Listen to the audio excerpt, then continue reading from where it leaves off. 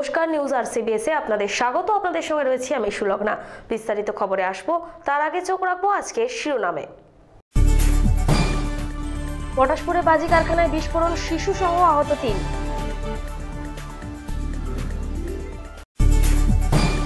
সাপের কামড়ে কিশোরীর মৃত্যু, উত্তেজনা মেদিনীপুর মেডিকেল কলেজ হাসপাতাল চত্বরে, সুপারকে ঘিরে বিক্ষোভ। নিমতৌড়িতে তৃণমূল প্রার্থীর সমর্থনে কর্মী সভা, উপস্থিত তৃণমূলের নেতা কর্মীরা। সময় এসেছে বিধানসভা নির্বাচনে 3 কেন্দ্রের পরাজয়ের লজ্জা কাটিয়ে ওঠার, মন্তব্য শুভেন্দু অধিকারীর।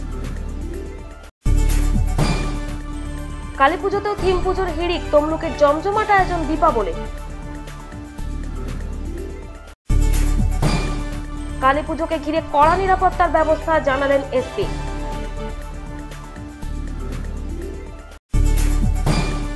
কয়েক পশলা বৃষ্টির জেরে চিন্তার ভাঁজ প্রতিমা শিল্পীদের কপালে, এখন জোর কদমে চলছে প্রতিমাতে ফিনিশিং টাচ দেওয়ার কাজ। বিলুপ্ত প্রায় মাটির প্রদীপ বাজার ছেয়েছে বৈদ্যুতিন আলোয়।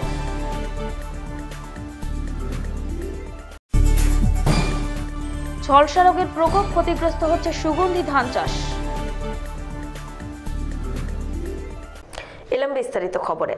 পটাশপুরে বাজি কারখানায় বিস্ফোরণের জেরে জখম 3, তার মধ্যে একজনের অবস্থা আশঙ্কাজনক। আহতদের মধ্যে একটি শিশু রয়েছে বলে জানা গেছে। বিস্ফোরণের পর থেকেই পলাতক কারখানার মালিক ও তার পরিবার। ঘটনার তদন্ত করছে পুলিশ। বাজি বিস্ফোরণে জখম হলো এক শিশু। বুধবার দুপুরে পটাশপুর থানার পচেট এলাকার পুরুষোত্তমপুর গ্রামের ঘটনা। স্থানীয় নিতাইকরের বাড়ির মধ্যে ওই বিস্ফোরণে গোটা এলাকা কেঁপে ওঠে বলে অভিযোগ। বিস্ফোরণের পরেই ওই বাজি কারখানার মালিক ও তার পরিবারের লোকেরা পালিয়ে যান। বিস্ফোরণে নিতাইবাবুর 1.5 বছরের নাতনি গুরুতর জখম হয়েছে। জানা গিয়েছে, গ্রামের বাসিন্দা নিতাইবাবু বাড়ি সংলগ্ন একটি ঘরে বাজি তৈরির কাজ করতেন। কালীপুজোর সময় বিক্রির জন্য প্রচুর বাজি বাড়ির মধ্যে মজুত করেছিলেন।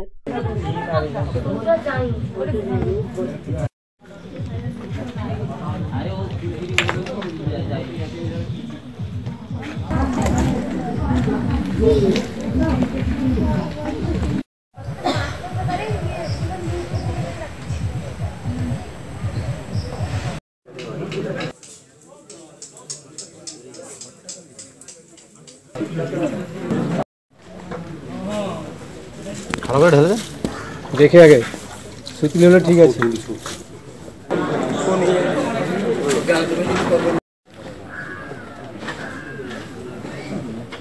বুধবার বেলা 12টা নাগাদ বাজি তৈরির সময় আগুন লাগে মজুদ বাজিতে।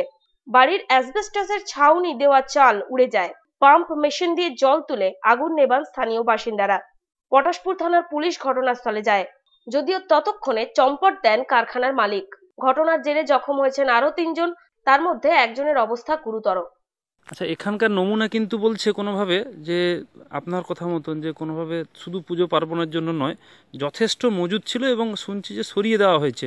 আপনি সাংসদ মানে এলাকার সংসদের প্রতিনিধি, আপনি জানতেন না? না, আমাদের কাছে কোনো খবর নেই এই ব্যাপারে। এখানে বোম বানতো কি বাজি তৈরি হতো, আমাদের কাছে কোনো খবর ছিল না। সেলিম আহমেদ ও সমীর মাইতির রিপোর্ট, নিউজ RCBS। সাপের কামড়ে কিশোরীর মৃত্যু, বিনা চিকিৎসায় মৃত্যুর অভিযোগ। বুধবার এই ঘটনার জেরে উত্তেজনা ছড়ালো মেদিনীপুর মেডিকেল কলেজ হাসপাতাল চত্বরে। হাসপাতালের সুপারকে ঘিরে বিক্ষোভ দেখালো মৃতার পরিবারের সদস্যরা। সাপে কামড়ানো এক কিশোরীর মৃত্যুকে কেন্দ্র করে উত্তেজনা ছড়ালো মেদিনীপুর মেডিকেল কলেজ হাসপাতাল চত্বরে। জানা গিয়েছে, মৃতার নাম অঙ্কিতা মাইতি। মৃতার পরিবারের লোকেদের অভিযোগ, মঙ্গলবার সন্ধ্যে 6:30 নাগাদ বাড়ির উঠোনে সাপে কামড়ায় ওই কিশোরীকে। 6:45 সময় সাপে কামড়েছে। 7টা আমরা ঢুকিয়ে দিচ্ছি। কামড়ার সঙ্গে সঙ্গে এখান থেকে নতুন রাত থেকে এখানে ঢুকেছি। এইখানে ট্রিটমেন্ট শুরু করলো। এই শুধু এটা দিয়েছে। প্রথমে জিজ্ঞেস করছে সাপে কামড়িছে না অন্য কিছু কামড়িছে। সে বলতিছে, আমার বোন বলতিছে যে সাপে কামড়িছে, তাও তাদের ডাক্তারের বিশ্বাস হয়নি। সে হলো দিয়ে কি বলছে, আমরা বলছি দেশটা মেরেছে আগে পুলিশ কেস। আমরা কি হলো, আগে ট্রিটমেন্ট শুরু হলো ভালো হবে, পুলিশ কেস। বলছে এটা তোমরাও ইচ্ছা করে ছুঁড়ে নিতে পারো মেয়ের গায়ে, এরকম করে ডাক্তার বলছে। দিয়ে এবার ট্রিটমেন্ট শুরু করছে। আমি নিয়ে এসেছি কোনো কিছু মানে শুধু ইয়ে ছাড়া, স্যালাইন ছাড়া আমি আর কোনো কিছু নাই। এরপর তড়িঘড়ি নিয়ে আসা হয় হাসপাতালে। সমস্ত বিষয়টি জানানো হয় ডাক্তারদের।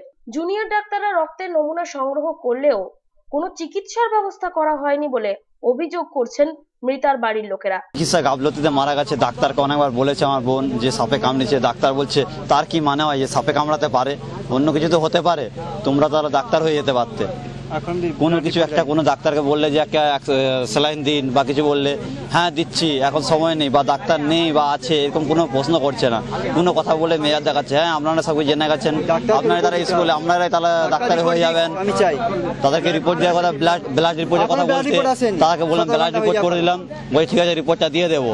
রিপোর্টের কথা জিজ্ঞেস করতে পারেন, হ্যাঁ দিয়ে দেবো, রিপোর্ট ঠিক আছে। তো কোনো মারা গেছে 11:30 11:49 মারা গেছে। ঠিক আছে, যখন পালস নেই তখন বলছে বেঁচে আছে, রিপেয়ার করে দিয়েছে। আমরা বুঝতে পারি না, আমরা যদি ডাক্তার হতাম তাহলে আমরা বুঝতে পারতাম যে রোগীটা পেশেন্টটা মারা গেছে। তাদের অভিযোগ, নার্স এবং জুনিয়র ডাক্তাররা সাপে কামড়ানোর বিষয়টি বিশ্বাস করতে চাননি। পরবর্তীকালে শুধুমাত্র স্যালাইন দিয়েই রাখা হয় অঙ্কিতাকে। অঙ্কিতা মেদিনীপুর নরেন্দ্রলাল বালিকা মহাবিদ্যালয়ের প্রথম বর্ষের ছাত্রী। মেদিনীপুর শহরের নতুন বাজারে তার বাড়ি।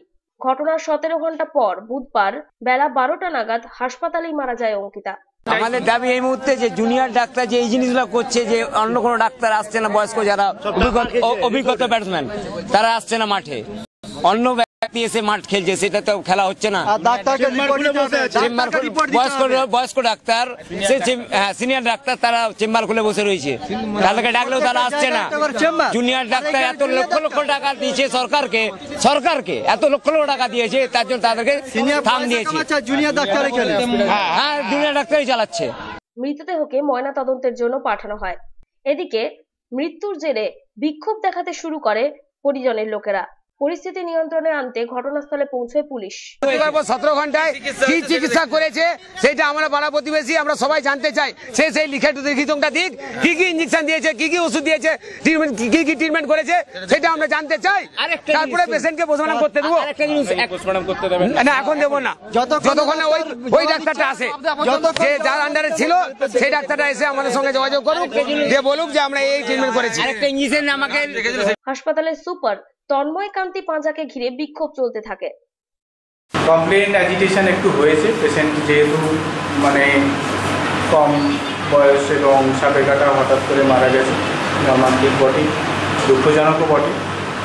আর ওই কমপ্লেনের বেসিসে আমরা এনকোয়ারি করে ওনাদের বক্তব্য হচ্ছে যে চিকিৎসার গাফিলতিতে মারা গেছে। সেটা এখনই মানতে পারছি না, সেটা এনকোয়ারি করে আমরা দেখে নেব। মানে চিকিৎসার কোনো গাফিলতি হয়নি বলছেন আপনি? এখনো পর্যন্ত যা খবর আছে, যার প্রোটোকল অনুযায়ী ট্রিটমেন্ট পাওয়ার পেয়েছি, তারপরেও যদি কিছু থেকে থাকে আমরা এনকোয়ারি কমিটি বসিয়ে আমরা দেখে নেব। রেফার হয়েছে আগেই এবং সেটা পেশেন্ট পার্টি পরে নিয়ে গেছে বলে একটু অসুবিধা হয়েছে। জাহাঙ্গীর বাদশার রিপোর্ট, নিউজ RCBS। দিব্যেন্দু অধিকারীর সমর্থনে তমলুকের নিমতৌড়িতে একটি সভা অনুষ্ঠিত হলো বুধবার। উপস্থিত ছিলেন শুভেন্দু অধিকারী, সুব্রত বক্সী, ফিরহাদ হাকিম সহ অন্যান্য নেতাকর্মীরা। তমলুক লোকসভা কেন্দ্রের দলীয় প্রার্থী দিব্যেন্দু অধিকারীর সমর্থনে বুধবার নিমতৌড়িতে তৃণমূলের পক্ষ থেকে একটি কর্মী সভার আয়োজন করা হয়। উপনির্বাচন কমিটিতে ময়না ব্লকে দলের পর্যবেক্ষক হিসেবে সৌমেন মহাপাত্রের নাম ঘোষণা করেন শুভেন্দু অধিকারী। এদিনের এই সভায় উপস্থিত ছিলেন রাজ্যের পুর ও নগরোন্নয়ন মন্ত্রী ফিরহাদ হাকিম, সুব্রত বক্সী সহ অন্যান্য নেতাকর্মীরা। তৃণমূলের আসল লক্ষ্য যে দিল্লি লোকসভা উপনির্বাচনের কর্মী সভাতেও সেটাই স্পষ্ট করে দেওয়া হয়। কেন পারলো না ওরা ব্যাখ্যা করতে পারবে। তার কারণ মূলত গত বিধানসভা নির্বাচনে বিরোধী রাজনৈতিক দল সার্বিকভাবে সংবাদ মাধ্যমে একটার সাথে যৌথ একটা প্রকল্প নিয়েছিল, শুধুমাত্র কুৎসা প্রকল্প, মানে কুৎসা অপপ্রচার করবে তৃণমূল কংগ্রেসের বিরুদ্ধে। যখন উপলব্ধি করতে পেরেছে যে বাংলার মাটিতে দাঁড়িয়ে মমতা বন্দ্যোপাধ্যায়ের উন্নয়ন কর্মযজ্ঞ, বাংলার 9 কোটি মানুষ তাকে সঙ্গে নিয়ে এই নির্বাচনে অংশ নিয়েছে, তারপরে দেরিতে হলো ভাবছে, কিন্তু এই ভাবনার কোনো লাভ নেই। তার কারণ ইতিমধ্যে প্রায় অস্বীকার করে লাভ নেই। আপনারা উপলব্ধি করতে পারছেন বিরোধী রাজনৈতিক দলের অস্তিত্ব যে পর্যায়ে পৌঁছেছে।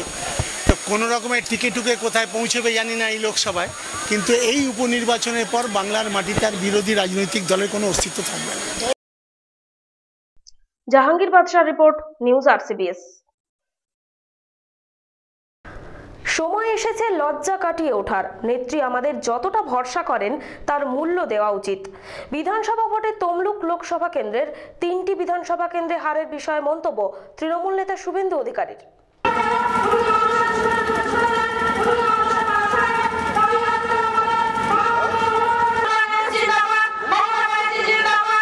এজেন্ট, নমিনেশনের ডেট এবং পরবর্তী কর্মসূচি আপনাদের কাছে সংখ্যা লড়াই আছে এবং অল্প ভোটে 2টি আসন আর 1টি আসন একটু ব্যবধানে আমরা হেরেছি, যেটা আমাদের কাছে লজ্জার। এই নির্বাচন একটা সুযোগ এসেছে আমাদের নেত্রীর যে আস্থা ভরসা এই জেলার মানুষ এবং তৃণমূল কংগ্রেসের কর্মীদের উপরে পূরণ করার সুযোগ এসেছে। এই বিধানসভার ভোটের হিসাবে নির্বাচনের আগে আমরা যদি ভালো করতে পারি এই 2টি পুরসভাও আমরা ভালো করতে পারবো।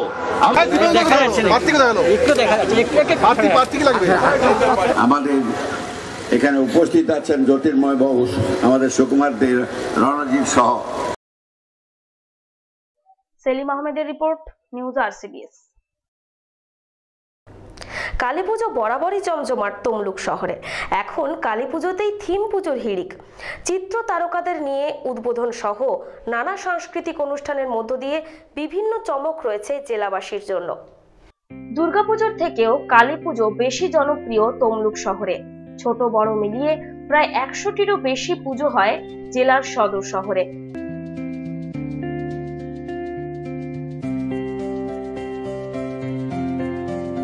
কলকাতার দুর্গাপুজোর মতোই তমলুকের কালীপুজোতেও এখন থিম পুজোর হিড়িক। তমলুক শহরের উত্তরায়ণ ক্লাবের এটি 35 বছরের উদ্যোগ। তাদের এবছরের থিম কাঠের পুতুল। টক বেলের খোল, শসা, শামুক, ঝিনুক দিয়ে তৈরি হয়েছে মণ্ডপ।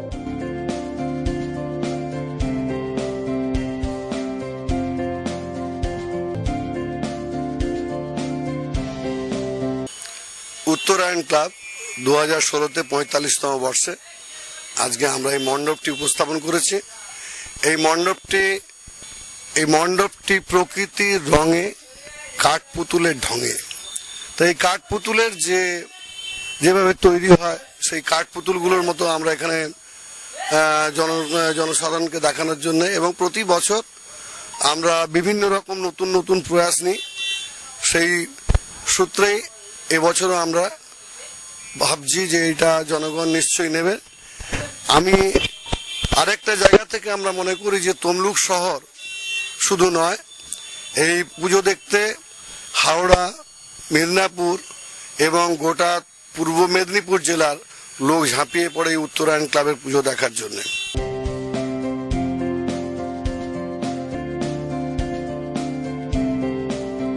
তমলুকের সবুজ পাতার পুজো এবছর 37 বছরে পা দিল। তাদের থিম হারিয়ে পাওয়া।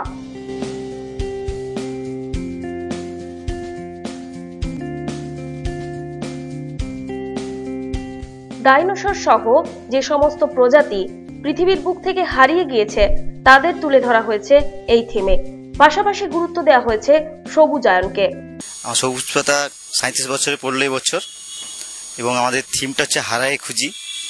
মানে যে সমস্ত জীবজন্তু মারা গিয়েছে, ডাইনোসর, জুরাসিক পার্ক, এইসব নিয়ে আমরা তুলে ধরেছি। বাচ্চাদের আকর্ষণ, আমাদের বাচ্চাদের দিককে নিয়েও কিছু ভেবেছি। এছাড়া অনেক পশু পাখি আছে, এখনো কিছু রেডি হয়নি, জাস্ট কাজ চলছে।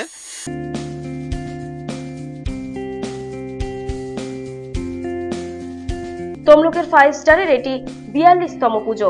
তাদের থিম পরীর দেশে। থিমটি তৈরি করেছেন বিখ্যাত মণ্ডপ শিল্পী গৌরাঙ্গ কৈলা।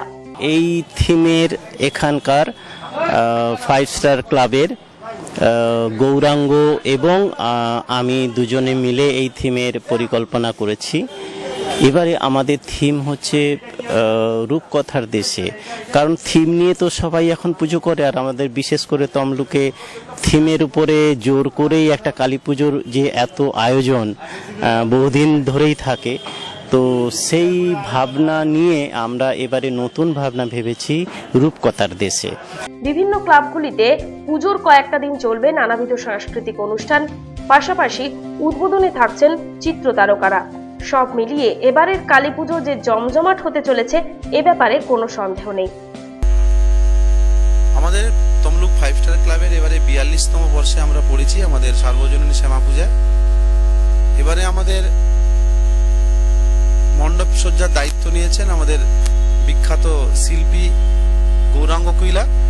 গৌরাঙ্গ কুইলা তার চিন্তা ভাবনা দিয়ে এই একটা স্বপ্নের দেশ, পরীর দেশের একটা চিন্তা ভাবনাকে তুলে আজকে আমাদের মণ্ডপটা তৈরি করেছে।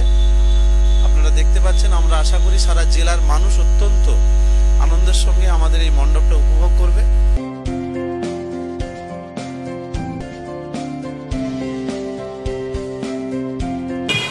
তমলুক শহরে ছোট বড় মিলিয়ে প্রায় 100টার বেশি পুজো হয় কালী পুজো। আর থিমের ছড়াছড়ি এই তমলুক শহরে, কোথাও হয়েছে প্যাগোডা, কোথাও হয়েছে পেঁচা, কোথাও হয়েছে ডাইনোসর। আর এই কালী পুজো উপলক্ষে দূর দূরান্ত থেকে লোক আসেন এই তমলুক শহরে।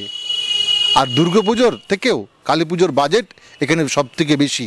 ক্যামেরায় সৌমিত্র বেরার সঙ্গে জাহাঙ্গীর বাদশা, RCBS নিউজ। জাহাঙ্গীর বাদশার রিপোর্ট, নিউজ RCBS। কালী পুজোকে কেন্দ্র করে কড়া নিরাপত্তার ব্যবস্থা করা হয়েছে পুলিশ প্রশাসনের তরফ থেকে। মণ্ডপে মণ্ডপে সিসিটিভি লাগানোর নির্দেশ দেওয়া হয়েছে। সাদা পোশাকে পুলিশও মোতায়েন থাকবে, জানিয়েছেন SP আলোক রাজুরিয়া। কালী পুজোর আগেভাবে যেটা দুর্গা পুজো যে আছে সেই মোতাবেক আমাদের প্রত্যেক পূজা पंडाले সুরক্ষা থাকবে। নাম্বার 2, কালী পুজোয় আমরা একটা চাঁদা ইস্যুটাও আসে, সেই চাঁদা ইস্যুটাও আমরা সিরিয়াসলি ট্যাকেল করছি। নাম্বার 3, ট্রাফিক ইস্যু আছে, সেই ট্রাফিক আমাদের আপনারা দেখতে পাচ্ছেন পুরো গোটা ডিস্ট্রিক্টে আমাদের এক্সস্টিভ ট্রাফিক ড্রাইভটা চলছে। অ্যান্ড 4th হচ্ছে আমরা স্পেশাল যেটা আছে টিমটা বের করবো ট্রাফিকে। আমরা দেখেছি কালী পুজোয় খাসকার ইভ টিজিংয়ের ঘটনাটাও আমরা অনেকটা দেখেছি, অ্যান্ড সেই নিয়ে অনেক সময় প্রবলেমও হয়, গন্ডগোলও হয়। তার জন্য আমরা স্পেশাল প্লেন ক্লথে টিমটা আমাদের বের হবে যেভাবে আগে হয়েছিল, সো দ্যাট এই ধরনের ঘটনাটা না হয়। সিসিটিভি ক্যামেরা যেটা আছে যতগুলো বড় পূজা হবে ওখানে আমরা রিকোয়েস্ট করবো। এই ছাড়া আমাদের একটা ক্যামেরাম্যান টিমও ঘুরবে। জাহাঙ্গীর বাদশার রিপোর্ট, নিউজ RCBS। বুধবার বিকেলে কয়েক পশলা বৃষ্টিতেই চিন্তার ভাঁজ পড়েছিল প্রতিমা শিল্পীদের কপালে। মাত্র দিন দুয়েক, এখন কুমোরটুলিতে সেজে উঠছেন মা কালী। চরম ব্যস্ততার মধ্যে দিন কাটছে কুমোরটুলির সদস্যদের। আর মাত্র একটা দিন, তারপরেই আলোকমালার উৎসবে মেতে উঠবে আম বাঙালি। সহস্র দ্বীপ জ্বলবে গৃহস্থের উঠোনে। এদিকে দুদিন আগে থেকেই চোখ রাঙাচ্ছিল নিম্নচাপ। বুধবার দুপুরে নিম্নচাপের জেরে জেলার বিভিন্ন অঞ্চলে বেশ কয়েক পশলা বৃষ্টিও হয়, আর তাতেই চিন্তার ভাঁজ পড়ে মৃৎশিল্পীদের কপালে। পূর্ব মেদিনীপুর জেলার বিভিন্ন কুমোরটুলি থেকে সারা জেলা তো বটেই, প্রতিমা যায় রাজ্যের বিভিন্ন জায়গায়। আকস্মিক বৃষ্টিতে নাজেহাল হয়েছেন মৃৎশিল্পীরা। প্রতিমা শুকনো নিয়ে চিন্তায় রয়েছেন তারা। দীপাবলির দুদিন আগে নাওয়া খাওয়া ভুলে এখন প্রতিমায় শেষ মুহূর্তের সাজসজ্জায় ফিনিশিং টাচ দিতে ব্যস্ত কুমোরটুলির মৃৎশিল্পীরা। চলছে, ওই বৃষ্টিটা হয়ে না বড় সমস্যা পড়ে গেছে।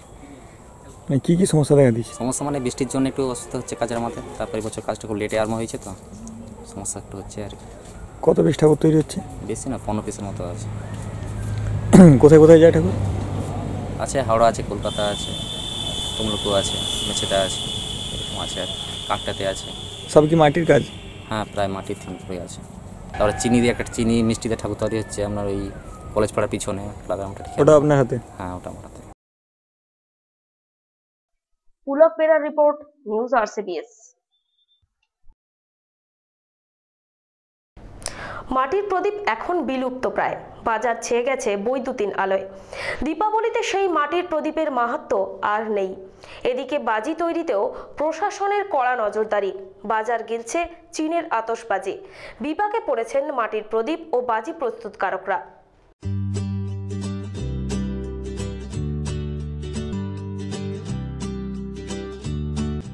বছরে মাত্র একটি উৎসব, দীপাবলি। এই একটি উৎসবই গোটা বছরের খোরাক জোটায় ওদের। সপ্তাহ খানেকের দৌড়ঝাঁপে তাদের ঘরে তুলতে হয় বছরের ভাত কাপড়ের রসদ।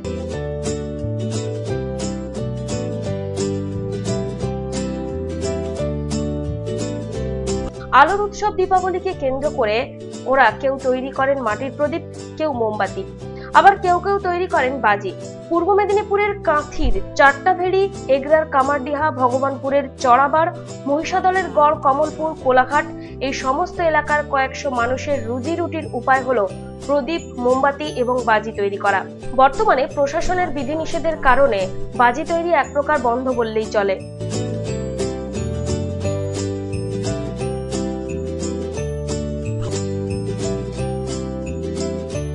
বাজার ছেয়ে গেছে চীনের আতশবাজিতে।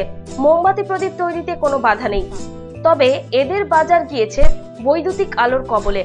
শহর থেকে শহরতলি এখন দীপাবলির রাতে ঘর আলোকিত হয় বৈদ্যুতিন প্রদীপ, মোমবাতি, চুনি, এলইডি আলোতে।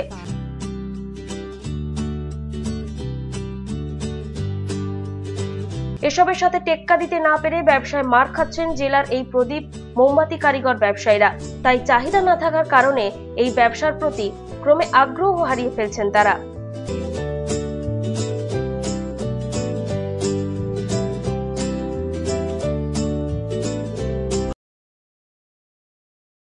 রঞ্জন মাইতির রিপোর্ট, নিউজ RCBS।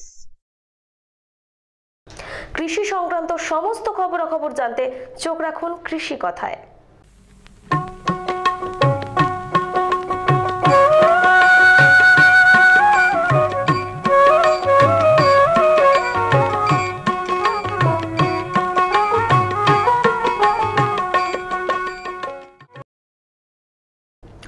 ঝলসা রোগের প্রকোপ সুগন্ধি ধান চাষে। এর ফলে ক্ষতিগ্রস্ত হচ্ছে সুগন্ধি ধান চাষ। এখন ধান গাছের বয়স 110 থেকে 115 দিন। এর মধ্যে এই রোগের প্রকোপে বেড়েছে ক্ষতির পরিমাণ। ঝলসা রোগের প্রকোপে ক্ষতিগ্রস্ত সুগন্ধি ধান চাষ। পশ্চিম মেদিনীপুরের ডেবরা ও ঘাটাল ব্লকে সুগন্ধি ধানের চাষ অনেক কৃষকই করেছেন। আমি এই সুগন্ধি ধান চাষ করেছি। সুগন্ধি ধান চাষ করা প্রায় বয়স হয়ে যাচ্ছে প্রায় 4 মাস। 4 মাসের আগে আমার এই চোখের মতন দাগ, পাতাতে ছিটে ছিটে দাগ দেখা যাচ্ছে। সেই দেখা দিতে পরপর বাড়তে শুরু করেছে। এই বাড়াটা কিভাবে এই ফলতে শুরু হয়েছে, এই সময় তো নষ্ট হয়ে যাওয়ার ভয় বেশি। বিভিন্ন ওষুধ দন্থাতে বিভিন্ন রকম এনেছি, দিয়েছি, কিন্তু কোনো কাজ হয়নি। ওটা ঝলসা বলে বলছি আমরা। ধীরে ধীরে বাড়ছে এই চাষ। বর্তমান সময়ে ধান গাছের বয়স প্রায় 110 থেকে 115 দিন। গাছে ফলন সবে শুরু হয়েছে, কিন্তু ধান খেতে ঝলসা রোগের প্রকোপ ব্যাপক হারে দেখা দিয়েছে।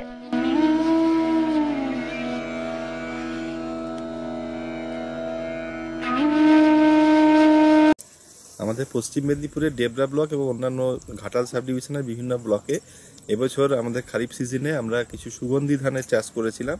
তো সেখানে যেটা প্রবলেম দেখা যাচ্ছে যে এখানে যে লিফ ব্লাইট এবং সিড ব্লাইটের একটা সমস্যা রয়েছে এবং তার সঙ্গে সঙ্গে কিছু ঝলসা বা ব্লাস্টের কিছু সিমটম আমরা দেখতে পেয়েছি। তো এই দুটোর মধ্যে মূলত আমাদের যদি ঝলসা রোগের বা ব্লাস্টের সিমটমটা বেশি দেখা যায়, সেক্ষেত্রে প্রথম থেকে একটু আমাদের সতর্কতা অবলম্বন করতে হবে। প্রথম চাষবাসের শুরুর থেকে আমরা বীজ শোধনটাকে ঠিকমতোভাবে করা উচিত এবং সেটা আমাদের কার্বেন্ডাজিম 50% ওষুধ দিয়ে আমরা করতে পারি, অথবা জৈব পদ্ধতিতে যদি করতে হয় তাহলে ট্রাইকোডার্মা ভিরিডির মাধ্যম দিয়ে আমরা শোধন করতে পারি। এরপরে হচ্ছে বীজতলা শোধনটা অতি অবশ্যই জরুরি। যেমন আমাদের ওখানে একটা ট্রাইসাইক্লাজল গ্রুপের কোনো ওষুধ আমরা রাসায়নিক ক্ষেত্রে দিতে পারি, আর যদি জৈব পদ্ধতিতে বীজতলা শোধন করতে হয় সেক্ষেত্রে আমরা ট্রাইকোডার্মা ভিরিডি এবং সিউডোমোনাস ফ্লুরোসেন্স এই দুটোকে আমরা একসঙ্গে মিলিয়ে স্প্রে করতে পারি। এর পরবর্তী ক্ষেত্রে আমরা যদি বীজ শোধন এবং বীজতলা শোধনটা ঠিকমতোভাবে করা হয় তাহলে এই রোগের প্রাদুর্ভাব অনেকাংশে কম হয়। কিন্তু তার সত্ত্বেও যদি আমাদের কিছু পরিমাণে দেখা যায় সেক্ষেত্রে আমরা কাসুগা মাইসিন, যেমন কাসু বি বা এই ধরনের নামে বাজারে যেগুলো পাওয়া যায় সেগুলো 1 গ্রাম পার লিটার হিসাবে আমরা স্প্রে করতে পারি, অথবা ট্রাইসাইক্লাজল গ্রুপের যে কোনো একটা ওষুধ বা আইসোপ্রোথায়োলান গ্রুপের যে কোনো একটা ওষুধ আমরা স্প্রে করতে পারি। তাতে কৃষকরা উপকৃত হবেন। এই রোগের সুসংহত নিয়ন্ত্রণ ব্যবস্থা সম্পর্কে জানালেন ডেবরা ব্লকের সহকৃষি অধিকর্তা পূর্ণেন্দু মজুমদার। আর জৈব পদ্ধতির ক্ষেত্রে আমরা অবশ্যই আবার সেই ট্রাইকোডার্মা ভিরিডি কথা বলবো এবং সিউডোমোনাস ফ্লুরোসেন্স এই দুটোকে আমরা অল্টারনেটিভলি যদি স্প্রে করা যায় তাহলে কিন্তু আমরা একটা ভালো এফেক্ট পাবো। এবং এছাড়া যেটা আমাদের বলার দরকার যে যেহেতু এখন এই জায়গাতে লিপ ব্লাস্টটা বেশি হয়েছে, পরবর্তীকালে যেহেতু এটা আমাদের নেক ব্লাস্ট বা নোট ব্লাস্ট অর্থাৎ আমাদের কাঠির মধ্যে বা এমনকি প্যানিকেলের মধ্যেও এই ব্লাস্টের সিমটমটা লক্ষিত হয়, যার জন্য প্রথম থেকে কিন্তু আমাদের ঠিকমতোভাবে ব্যবস্থা নিতে হবে এবং পরিষ্কার পরিচ্ছন্ন চাষ পদ্ধতি, বিশেষ করে আমরা যেটা দেখলাম ড্রাম সিডার পদ্ধতিতে যারা চাষ করেছেন তাদের কিন্তু এই ধরনের রোগের প্রাদুর্ভাবগুলো অনেক কম হয়েছে। কাজে নতুন নতুন প্রযুক্তিগুলোর মাধ্যম দিয়ে যদি আমরা চাষ করি তাহলে এই রোগ থেকে আমরা মুক্তি পেতে পারব।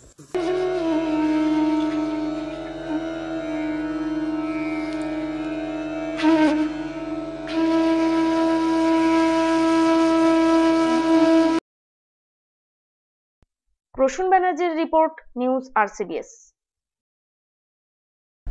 নিউজ আরসিবিএস আজ এ পর্যন্তই। দেখা হবে আগামীকাল ঠিক এই সময়। নমস্কার।